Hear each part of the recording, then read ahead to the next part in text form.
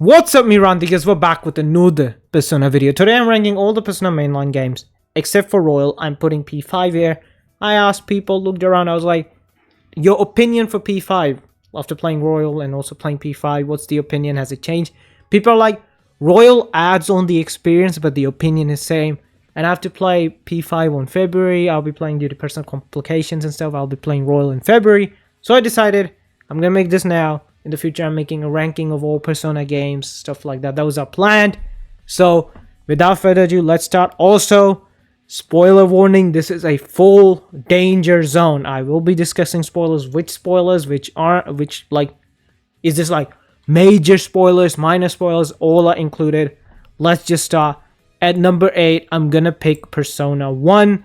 And also, I'm also picking the latest versions of every game. PSP Persona 1, PSP Persona 2, P4 Golden, but for 3 it's all 3 of them because each of them have their own different content, and Reload is a remake. It's a different experience. So at number 8, I want to put Persona 1. I will explain everything I can at the best of my ability. Let's start. Persona 1, I would say, has a really good story. In terms of story to comparison, I think this game has a better story than P5 and P3 in my opinion. However, this is one of the worst games I have played gameplay wise. The battle system, the base of the battle system is fine. It's good. Context system, different weapon types, skills, attack, all good. What the problem is that ailments in this can be stacked. So basically, if you have played like any of these Persona games, it's like this. You get hit with charm, 3 turns pass. Or if you have another thing going on where you don't get ailmented, or it's only a 1-turn ailment effect, you have some skills like that. But the minimum, you get hit with charm or other ailments, anger, whatever, 3 turns. You know, that's how it works. In this game, it's different. It stacks. So what happens is you get hit with charm, 1 turn, right? You get hit with another charm while your ally is charmed. The same guy gets hit with charm again, it gets stacked. 2, 3, boom, boom, boom, boom. And the enemy placement in this game is all over the place. It is ruthless. It's like a war zone. Okay, there'd be 4 enemies, 2 of them have charm, and the other 2 are just damage dealer beasts like Megidolan or something even something crazy, stuff like that. So this game is annoying with that. The other issue is Mudo and Hamma skills are terrible in this game. They are broken. What they do is when you get hit with Mudo and Hamma, even if it, I don't know, if it misses, it doesn't do that. But when you get hit with it, what happens is that you constantly get hit. It's not an insta-kill. There is another insta-kill technique, but Mudo and Hamma in this, you constantly get hit. And what happens throughout the battle, health depletes every turn passes, every phase pass, every turn basically everybody's passes, and the ally or the enemy with Mudo and Hamma keeps on getting hit with it. But the problem is you can't heal it. So until the battle's over, you go hit with this. This game is a game where you'll be having fun playing, enjoying, and the game suddenly decides, okay, you know what, you're dead now. You lost. It's amazing story, poor gameplay. I really love that there are 2 separate parts of story, the Snow Queen quest and the Sabakura, but gameplay just kills this game a lot. Now, the other game that I'm gonna put here is Innocent Sin. I don't want to put this game here, but this game has a similar problem, but in the opposite way. A similar problem to P1, but in the opposite way. This game probably has the best story, or the second best story in my opinion, out of all these games. But the problem in this game is too easy. The final boss, no. The final 2 bosses are pretty fun. They're can be annoying. But the overall game, you basically auto it. 99.9% of the game, you auto battle, which makes you wonder why. I have tried my best to be under-leveled in this game so many times, and I have autoed this game. Most 99.9% of the battles I have autoed. I was like, God, this game is so good, but I never get to play it.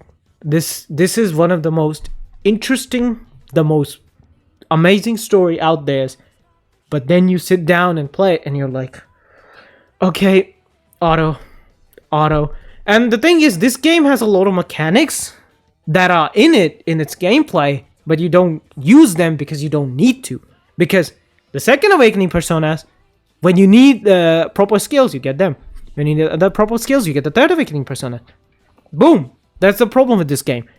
Now, the next two games I want to keep together because there's a lot of backlash with the community. Me personally, I like P3 FES. However, if someone says they like this over that, I don't mind. I'm going to put it here because I think P3 FES is a bit better, but I'll talk about it right now and each flaws. Now, FES does not have proper party controls. Portable does. Now, I don't mind that. But if you ask me which do you prefer, obviously party controls in my own hand rather than AI party controls. Now, the gameplay of FES is different. You give pre-commands. It's a bit similar to this P2, but different in a sense that you don't control the commands. They're preset commands, but you don't control them, technically. The problem that I faced in P3 FES's gameplay is that two characters, Akihiko and Aigis, have like these support skills. Akihiko is Marakunda, Matarunda, Masukunda. Aigis is Marakukaja, Matarukaja, Masukukaja. Now, Aigis, I didn't face that issue, but Akihiko I have, but I can see the same issue going for Aigis. There are different sets of things you can do, heal or support, like attack relentlessly, act freely, stuff like that. Heal and support is like a roulette for these characters to either do Matarunda, Masukunda, or Marakunda. Or Marakukaja, Matarukaja, Masukukaja, you know what I mean. Now, this is like one of the older Persona games where the bosses will basically one-shot you. You need to understand the bosses, you need to have your footing round. How you do that? Matarunda, Marakukaja. That way you can understand, like lower the chances of you getting one shot so you can understand the bosses. Okay, this is what they're doing, this is what I should do. So you can like, at least even if you die, the next battle you enter, you're like, okay, now I'm well prepared. It creates an issue. It didn't create an issue for me that much, but there was one fight where I kept dying because Akihiko's like, I'm gonna do Marakunda. It's like, thank you, buddy, but that I don't need damage right now. I need damage later in the fight. So this is an issue that does arise. The other issue I have noticed is during Nyx's fight is because Nyx does this moonlight gown thing where basically she reflects everything. So because in this game there's no guard mechanic, it's like keep everybody at standby. But the problem is what I do is I decide, okay, let's just do heal and support, so like I can get some supports, healing going on. But the AI is either dumb or programmed like this. Is you put the AI on a heal or support, the AI is like, I'm gonna go attack Nyx, ha ha ha, and then gets killed. Like, this is what I'm not. I was like, seriously. So that's the two issues I have that do arise. Tyros in this both games suck. Sure, but you can use the split mechanic, I guess. Let's come to Portable. I hate one thing about Portable is that they made these dual persona skills into cards. That thing sucks because in P3 FES, this also sucks in Reload a bit too. What I really loved was that Cadenza is a very powerful technique that I kept till end game. The thing with Cadenza is Upstairs and Orpheus can do it. I never leveled them up, but I kept them in my party is because of Cadenza. This tactical element is so much fun that you have to keep two. You're like getting a powerful skill, but at the same time you need to fill up two slots. And if you don't have them leveled up, you have the slots filled with two personas that can't fight, but they're giving you a skill. They added cards in these, thinking, oh, people can't grind them. Have you seen how? Like, my friend, I didn't grind Armageddon, but my friend was like, oh yeah, I have 99 of these, I just need 10 of the other equipment. And I was like, and he was like, how do I get them? And I think I searched it up, I told them you can get them like that, going to like, I think it's like when there's a message pops up that now I can get more items, you tend to get them. So I hate that duo techniques in this are actually calls, because it removes the incentive or like tactifying, like playing tactically. I do not like that. The other thing I don't like is that this game's presentation is not that fun. I don't mean in a sense that no cutscenes and stuff. I technically do. But when they're doing these visual novel cutscenes, they could have added pictures. They added against Aigis versus Ryuji, there are pictures. But October 4th, Shinji's death, it's just, oh, he's dead. There are no pictures. They are not, right? Oh my god, I'll be feeling terrible if they are. Give me a moment. Yeah, so I did check. Yeah, there are no pictures. They could have added some pictures to add some emotions. A lot of characters, for some reason, don't have added faces like the social links. Shinji has a whole new art. Even his main baseline art is new. They gave him a lot of stuff. I don't like the presentation. I don't mind the whole point and click adventure where you go and stuff like that. Because I feel like back then it was like a pain in the ass because you didn't have the phone system in Persona games. So go there, going to your social links and stuff like that. It was annoying. Also, you didn't know which day they were active. So I don't mind that. It's actually way more convenient and efficient. The other issue I have is that the TARDIS has this camera angle from the up top. Not a fan of that. It just feels a bit jarring to look at. But if you're like, I hate FES, I hate Portable. In my opinion, both these games are similar to me. Answer is fun. It's a bit annoying, but I don't. It's not that bad. I love the answer. I like more content and more visualization. But if you're more towards, I want to control my party members and stuff, and FEMC I think has one of the best social links, and FEMC is amazing. Boom. That's it. All right. So the next game I want to put here is, oh no, wrong. is P5. Now, obviously in the future this can change because I will play Royal. I still think P5 out of all these games has the best gameplay. Reload, I wouldn't say because this does not have the follow-up mechanics and stuff like that. I think P5 Royal. I played Royal, I haven't completed it. So gameplay-wise, I still think P5 is the best in gameplay. But P5 is the worst in story. I would easily put that out there. This game's story should have a lot of foreshadowing involved, which isn't. It just adds stuff out of nowhere. Like, it doesn't, like, pull, like, does anything that's, like, plot hole worthy. Like, the story is fine. It's enjoyable. But compared to other Persona games where there's foreshadowing involved, a lot of complications involved, this game just doesn't do it. Gameplay-wise, this is the best Persona game. That can easily change with P6. But as of right now, I don't think so. Now let's go Reload. When I say P5 is best gameplay-wise, Reload is second best in my opinion. And the thing is simple. Reload has an amazing story because it's a P3 story. The best Persona cast, in my opinion, in all the Persona games, the mainline cast. And it has, you can say, a worse version technically of P5's gameplay because it does not have the follow-up mechanics and social links don't give you skills and stuff. Though technically linked episodes do, so I'm not going to count that as a negative, that social links doesn't. But there are no follow-up attacks and stuff like that, which you can say maybe this gameplay is better. It's your opinion. But this has one of the best, this is the best mainline cast in my opinion. One of the best stories. A really good story. But, like, I think the above games, in my opinion, I just feel like are way better. Let's go. Let's put it the number 2 spot and the number 1 spot. Who could it be? What could it be? Also, yeah, I've ended Eternal Punishment. I don't know when this video is going to go up, but as of recording this video, Eternal Punishment has been ended. Maybe I put this and not all videos are ended.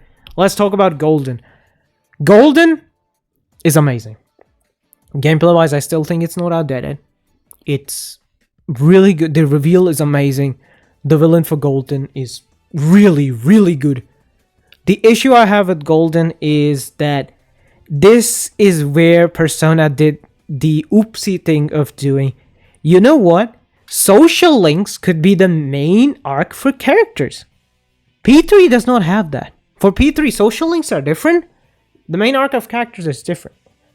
Golden decided, P4 started this to change that. Atlus decided, you know what we could do? P4. You know what? Social links are where the main character arcs are gonna be. Now, it's not a big issue in 4 than it is in 5. The reason is, in 4 you have character-specific dungeons. In 5, you do not have that except for Futaba. People are gonna say, well, you technically have, like, Kamoshida, relates with An and Ryuji, and Haru's father relates with him, and stuff like that. Sure, but it's not the character's development itself. It's just how can I put it? It's development, but it's not understanding the character itself. To understand the character itself, you have to go to the social link or confidant.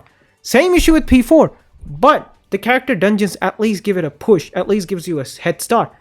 If you want to understand An completely, you have to do a confidant. If you want to understand Ryuji completely, or at least somewhat, you gotta do his confidant. Same with Yusuke, same with Makoto, same with not Futaba because her dungeon is character oriented. Same with Haru. This isn't the thing. You cannot you decide you don't want to do. Naoto's social link is different because it technically talks about her problems, but it's a different problem. You can literally not do Kanji's dungeon and understand Kanji as a character. You can literally not do Chie's dungeon. You can understand her character. You can literally you cannot do Chie's social link, stuff like that. But in this game, that's a problem in P5. P4, it is a problem, not as bad as P5. Now let's talk about Persona 2 Eternal Punishment. I was shocked when I played this game, because I have heard that the OG Persona trilogy is pretty good, but the gameplay wise is terrible. I've heard that Eternal Punishment is one of the hardest, if not the hardest, Persona games out there. I'm sorry to say, that is a lie. The reason is, I can understand why it takes them longer to go into Eternal Punishment. I'll also talk about that as well. My main issue with Eternal Punishment, it was the Tatsuya's third scenario. Story-wise is amazing. Gameplay-wise, it was a bit iffy with the long dungeons. P1 does it well with Snow Queen Quest, but it doesn't with Eternal Punishment doesn't do with the Tatsuya third additional scenario. It's basically you collecting these items and stuff, and it's a big dungeon. P1 does it well because it gives you multiple shards in one dungeon. It's only 3 dungeons. Here it's like, it's the same dungeon, but it's like so many floors and stuff like that. It gets boring, in my opinion. If you like stuff like that, it's on you. It's your preference, personal preference. I wouldn't go into it. But why do I think people think that Persona 2 Eternal Punishment is hard? The reason is this game. Innocent Sin has a lot of mechanics that are in Eternal Punishment. This game is too easy. You do not use the mechanics that are provided to you. I never even made a Persona in Innocent Sin because I didn't need to. I never did anything like that. There's a lot of gameplay mechanics, stuff like turns, understanding the turns, canceling out turns. Those mechanics also exist in Eternal Punishment. Eternal Punishment expects you to know those mechanics because this is a proper sequel. This isn't like 4 to Golden. This isn't like 3 to Fast, 5 to Royal. This is a separate game that is a proper sequel. The game would expect you to understand the mechanics of a previous game because it works on them. Obviously, that's kind of a bad game design because no matter what even if it's a sequel, games should tell you what the game's about. But it's technically not that bad. However, I think the final boss was difficulty-wise pretty easy. I heard that it has a roulette mechanic with like 1 to 8. Not a roulette mechanic, but it has a dice mechanic. I didn't... Like, he was one-shotting Maya all the time, but I didn't think much of it. The boss wasn't that... Like, it was annoying, but it wasn't that hard. I think this might be the worst final boss. Maybe I'm wrong. I'll check out the boss later. Maybe I was just lucky with it. But this is one of the problems. The other issue I have with Eternal Punishment is the contact system is better, but I hate that when I'm grinding, Demon is like, hey, I wanted to ask you a question. What are those... what is that big box? Like, dude, and the problem is, you can't even deny them or cancel out the conversation. I want to grind. If I want to collect cards, I would contact you myself. Why not just add, like, if you cancel them out, they just get angry. Why not just add that instead of, I just can't cancel after to press versus conversation? I've said this multiple times. How do I grind? I open my phone, I watch a YouTube video, Rhymestyle, whatever YouTubers I like, Sirius and stuff. I watch them, and then I'm grinding. Boom. Grinding done. 2-3 hours pass by so quickly. Grind is done. I stand up, go do my other work, and we'll play the game again when I have to record or stuff like that. But the context system just ruins it in a sense that you can't cancel out of it. The thing is, it is forced sometimes. That is a major concern that does annoy me. This game isn't tough. I only put this game 2 times on easy. One time I was stupid. I didn't collect enough resources because the game was like, you can't get out of the dungeon, so buy whatever you can right now. That was my fault. The other issue was that the Tatsuya third additional scenario, I was tired, so I put the final boss as that scenario on easy. I could have beaten him, but I just was tired, didn't want to do it. But this is my ranking. I'm gonna put them in grades. Give me a moment. Alright, so this is how I'm gonna rank them. Now, let me explain why I rank them. The ranking is just, ignore these. It's more so like the games that are in one rank can be interchangeable. Like these games can be interchangeable. It's like, if you think Persona 5 is number 2, I should put it down. I don't know. It's because of gameplay I kept it. Persona 5 is number 2. I'm not going to argue. But if you're going to say Persona 5 is 1, now that's where you have to give me a good argument. You're going to say FES should be here. You're going to say Portable should be, or 2 should be here or here. I need a rank.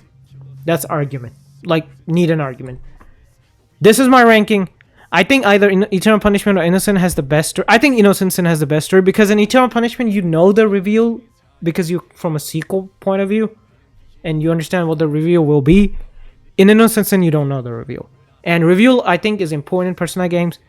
This is my ranking. And after playing these 3 games, I can understand why Persona fans like love the games that are, like the old Persona fans want these games to be remade, or those who have played it. All right, my Raandigars, I don't know when this video will be uploaded. Like, it could be early, it could be late. I just don't know. I have ended Eternal Punishment. If the full gameplay is not out yet, it's just going to come in days to come. All videos are scheduled and recorded and edited. So hope you enjoyed this video. Like, comment, subscribe, comment, notify bell. I'll see you guys next time with another Persona Shin Megami Tensei. I gotta record Shin Megami Tensei. It's been a long time, I haven't. Or Dragon Ball, the video. Looking here to stop recording. Subscribe. I'm trying to make this an actual thing. Bye, bye, bye, bye.